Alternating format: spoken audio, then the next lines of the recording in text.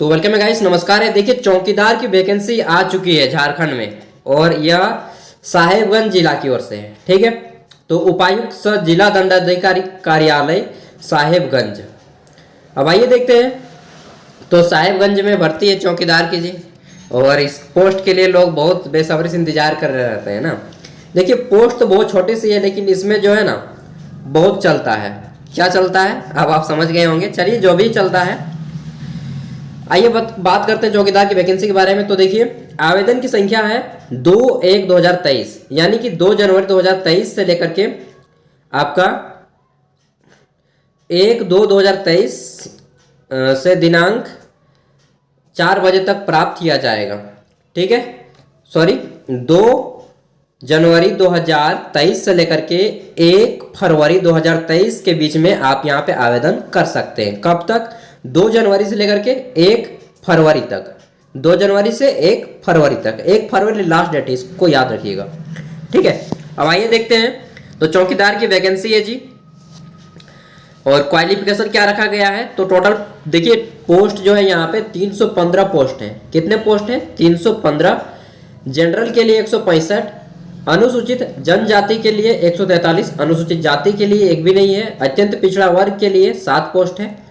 ठीक है, और टोटल 315 हो जाते हैं इस प्रकार। आगे देखते हैं। तो यहाँ पे बोला गया है क्षैतिज आरक्षण दिया गया है जनरल के लिए 3 पदों की। ठीक है, आप देख लेते हैं। तो पदों की संख्या बिंदु से बिंदु तक ये आंख वालों के लिए है। हाइट कितना चाहिए वो चीज देखते हैं।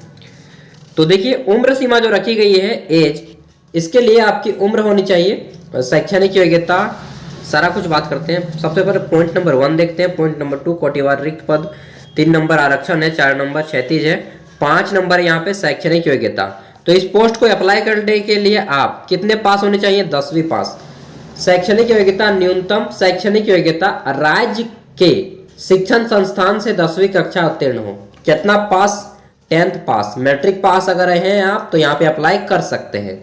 ठीक है, आगे बोला गया है चरित्र यानी कि कैरेक्टर के बारे में। अभ्यर्थी का चरित्र अच्छा हो एवं आपराधिक इतिहास नहीं हो। चरित्र की जांच नियुक्ति के पूर्व अगर आप किसी प्रकार का क्राइम किए हैं या फिर किसी प्रकार से आपका FIR वगैरह दर्ज हो गया है, 24 घंटे से ज़्यादा जेल में रह चुके हैं, तो आपका यह नौकरी नहीं अप्लाई कर पाएंगे। ठीक है, यह क्या 90% नौकरी आपका खत्म हो चुका है।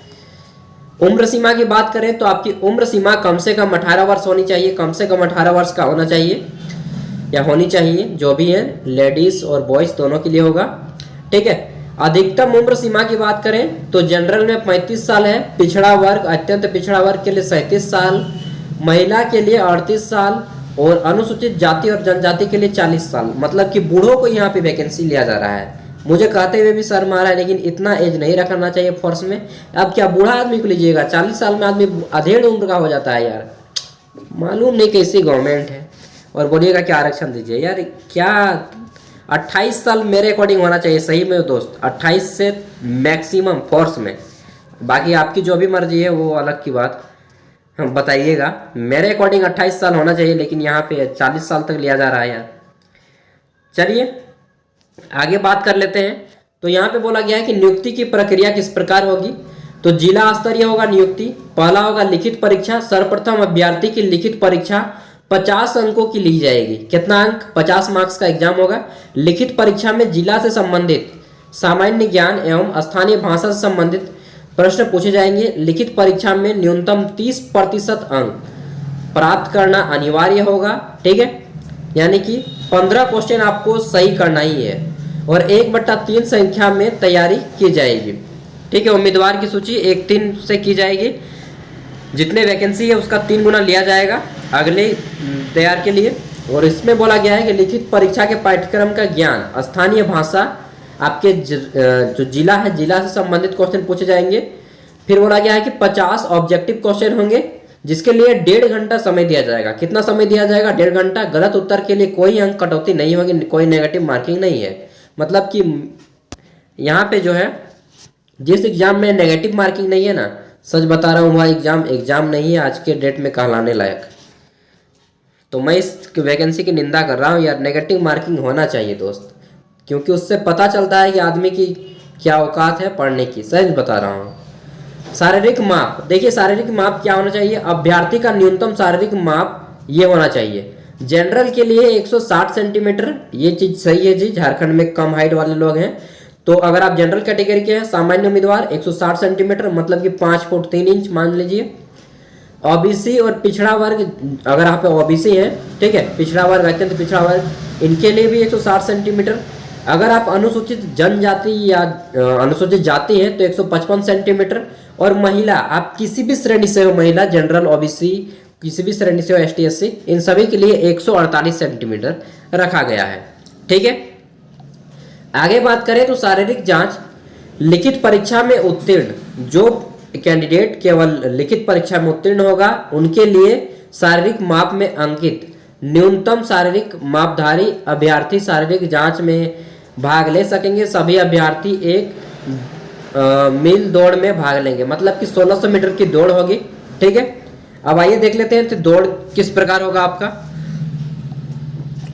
देखिए 1 मील दौड़, और दौड़ का समय है पुरुषों के लिए 5 मिनट या उससे पहले। ठीक है, 5 मिनट के बाद 6 मिनट तक अधिक समय लेने वाले निर्हत समझे जाएंगे, फेल समझे जाएंगे। और अगर आप 5 मिनट से पहले कर लेते हैं या उससे पहले, 5 मिनट या उससे पहले, तो आपको 20 अंक मिलेंगे। अगर आप 6 मिनट तक कर लेते हैं, ठीक है, तो आपको 10 अंक मिलेंगे। लेकिन 6 मिनट के बाद अगर आप जाते हैं तो आपको फेल माना जाएगा। दौड़ ठीक है, आगे देखते हैं। तो महिलाओं के लिए बोला गया है कि 8 मिनट तक अगर आप दौड़ कंप्लीट कर लेते हैं तो 20 अंक मिलेंगे। और 8 मिनट के बाद अगर आप कंप्लीट करते हैं, ठीक है, 8 मिनट से 10 मिनट के बीच में, तो आपको 10 अंक मिलेंगे। लेकिन 10 मिनट के बाद अगर आप दौड़ पे पहुंचते हैं तो आपको फेल माना जाएगा। ठीक है, ये चीज हो गई दौड़ के बारे में। और उसके बाद सब कुछ तो पता चल ही गया होगा, एग्जाम बता दिए, योग्यता बता दिए, उम्र बता दिए, हाइट बता दिए। मेगा सूची देखिए, बोला गया है कि लिखित परीक्षा में प्राप्त अंक, शारीरिक जांच में प्राप्त अंक एवं कार्य अनुभव में प्राप्त अंक, योग के आधार पर मेगा सूची तैयार किया जाएगा। मेरिट लिस्ट बनाया जाएगा। इन सभी को मेडिकल, फिजिकल और रिटर्न एग्जाम, इन सभी को ध्यान में रख के मेडिकल बनाया जाएगा। फिर आपका मेडिकल हो जाएगा। परिवीक्षा की बात करें तो देखिए यहाँ पे बोला गया है कि चौकीदार के पद पर बहाली परिवीक्षा आधार पर की जाएगी। परिवीक्षा की अवधि 2 वर्ष की होगी। अगर किसी चौकीदार की सेवा परिवीक्षा की अवधि, यानी कि एक तरह से समझ लीजिए ट्रेनिंग होगा आपका, ठीक है, प्रोबेशन पीरियड, अवधि में संतोषजनक नहीं पाया गया तो उनको निकाल दिया जा सकता है, या 1 वर्ष के लिए बढ़ाई जा सकती है आपकी परिवीक्षा, या फिर निकाल दिया जा सकता है। वही होगा और क्या होगा। वेतन देख लीजिए, सैलरी, ये बहुत जरूरी है यार, इसी के लिए तो आदमी देख रहा है। तो सैलरी आपको अच्छा खासा मिलेगा। 18,000 से लेकर के 56,900 बोला गया है। उसके साथ ही आपको ग्रेड पे मिलेंगे 1800 ग्रेड पे, मतलब कि कुल मिला के मान लीजिए ना यार, आपको 25,000 रुपये इन हैंड्स, फर्स्ट सैलरी आपकी 25,000 रुपये के आसपास बन जाएगी। पैसा जो कुछ भी है, पैसा अच्छा है सरकारी नौकरी में। और यही तो है कि जो भारत को लेड हुआ, सरकारी नौकरी में बहुत ज़्यादा पैसा है, सरकार प्राइवेट नौकरी में बहुत कम पैसा है। इसी कारण सब आदमी भीड़ में दौड़ रहे हैं सरकारी नौकरी की भीड़ में। अगर प्राइवेट में भी आज 18-20 हज़ार रुपया मिलता कोई अच्छा काम करके, ठीक है ना, ग्रेजुएट करके भी अगर 18-20 हज़ार रुपया मिल जाता ना, तो सच बता रहा हूँ आदमी इजीली प्राइवेट नौकरी को ज्वाइन कर लेता। लेकिन 8,000 10,000 रुपया दे रहा है गवर्नमेंट, प्राइवेट में 10, 12, 15, उससे ज़्यादा नहीं मिलेगा। और सरकारी में 25, 30, 50, 1 लाख, 1.5 लाख, 2 लाख, 2.5 लाख तक पहुँच जाता है। यही होता है दोस्त, हमारा भारत है, चलता रहेगा इसी तरह। झारखंड हो चाहे भारत हो, चलता रहेगा इसी तरह। आवेदन की प्रक्रिया जान लीजिए। तो उपरोक्त योग्यता सह अर्हता रखने वाले उम्मीदवारों से विहित प्रपत्र में आवेदन पत्र, आवश्यक कागजात, यानी कि ऑफलाइन है, सिंपल सी बात है। अगर आप भाग दौड़ कर पाएंगे तो यह फॉर्म को फिल कीजिएगा। अगर आप भाग दौड़ नहीं कर पाएंगे तो प्लीज़ फिल मत कीजिएगा, फालतू का पैसा बर्बाद होगा, समय बर्बाद होगा, ठीक है। और थोड़ा बहुत वो सब भी चल सकता है, जहाँ तक मेरा अनुमान जाता है। मैं कहता हूँ कि ना चले यार, अच्छा रहे, लेकिन जहाँ तक मेरा अनुमान है झारखंड की वैकेंसियों में अधिकतर मामलों में ऐसा देखा गया है कि वो सब चलता है, ठीक है। तो वो सब होने का ज़्यादातर संभावना होता है, क्योंकि निचले स्तर की जितनी भी वैकेंसी होती है वो सब होती है। यहाँ पे आप जो है 1 फरवरी तक अप्लाई कर सकते हैं। इसको पूरा पढ़ लेना है अगर आप अप्लाई करना चाहते हैं तो आवेदन की प्रक्रिया को। इसका पूरा का पूरा PDF का फॉर्मेट मैं दे रहा हूँ नीचे में। 200 रुपये का आपको डिमांड ड्राफ्ट देना पड़ेगा, ठीक है। और इसको पूरा पढ़ लेना है। अगर आप अप्लाई करना चाहते हैं तो देखिए आपको क्या करना होगा, वो चीज़ बता दे रहा हूँ। यहाँ पे आपको फ़ोटो एक लगेगा, ये फ़ोटो देखिए, ये पेज है, पेज को डाउनलोड कर लीजिएगा।